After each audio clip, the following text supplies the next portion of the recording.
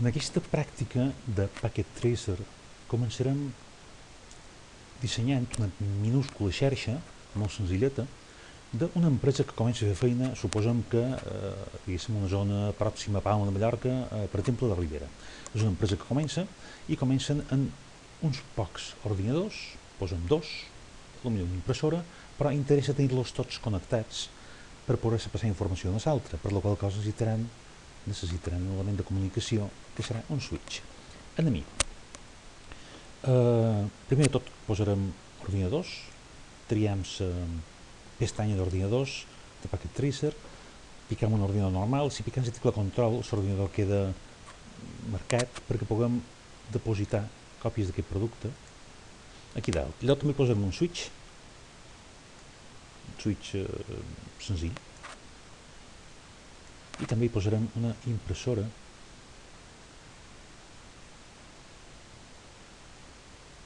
de moment no li posarem aquí, que també irà connectada directament al switch.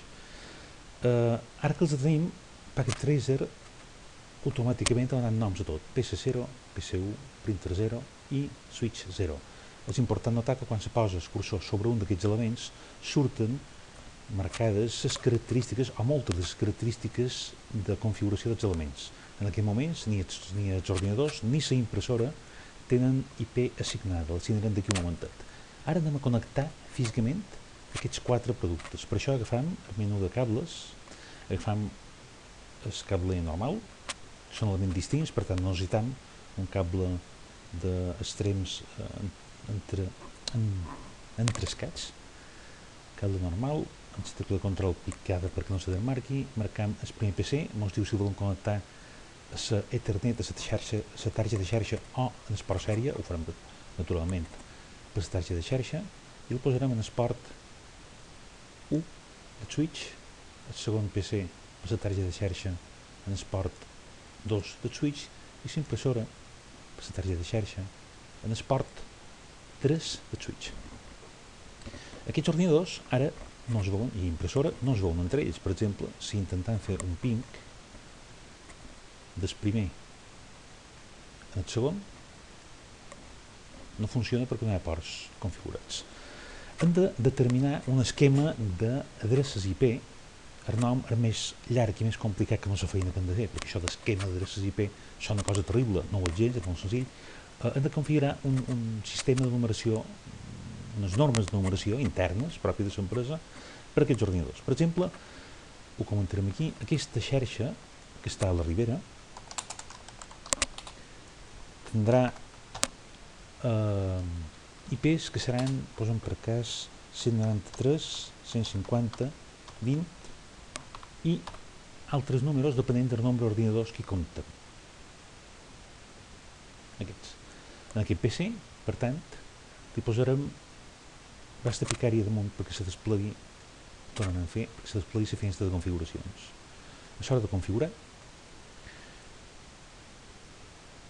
les característiques, o bé aquí a configuració IP, per exemple, li podem dir que és estàtica, perquè sempre serà la mateixa IP, i la IP serà 193, 150, 20,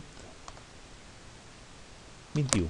No se solen col·locar els números més baixos en els PCs, se solen col·locar en els routers, en el servidor i altres peces importants. La màscara de subxarxa serà aquesta, correspon a la xarxa tipus C, això vol dir que els tres primers números, 193, 150, 20, corresponen a l'identificació de la xarxa i el darrer és l'identificació del PC. Aleshores, en aquesta xarxa hi podria haver 254 PCs que corresponen als 257 números que hi ha de 0 a 255, excloent el primer i el darrer. Fet això, ja tenim el primer marcat, marcarem el segon, piquem damunt, desktop, i seguint l'esquema que hem determinat per la xarxa, 193, 150, 20, 22. Màscara de subxarxa de tipus C, aquesta, i ja està fet, i igualment per la impressora.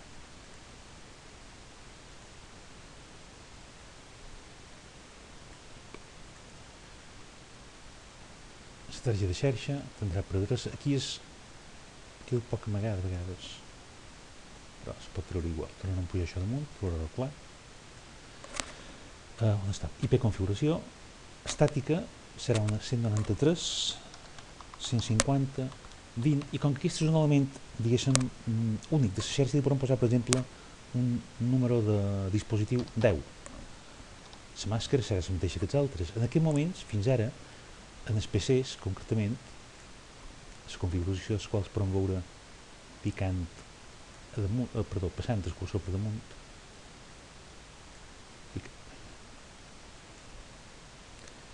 La configuració d'aquest PC és 193, 150, 20, 21 i la de la impressora li hem posat la 10. No hem posat encara adreça en el gateway perquè no l'hem posat cap de moment. Això és la primera pràctica, és una pràctica senzilla i no hi complicam gens la vida. Ara podem comprovar que d'un ordinador a l'altre hi ha comunicació correcta i també n'hi ha, per exemple, de la impressora a l'ordinador. Es pot pensar que la impressora no té per què comunicar-se amb l'ordinador, sinó al revés. Basta que l'ordinador enviï feina a la impressora, però això no és cert, perquè quan l'impressora té un problema o quan ha acabat de fer una feina, ha de contestar a l'ordinador que li ha encarregat la feina, si la feina està feta o no es pot fer, o qualsevol altra incidència que hagi succeït. Per tant, la impressora, o la comunicació entre ordinador i impressora, ha de ser bidireccional, no unidireccional. Amb això acabem aquesta primera pràctica.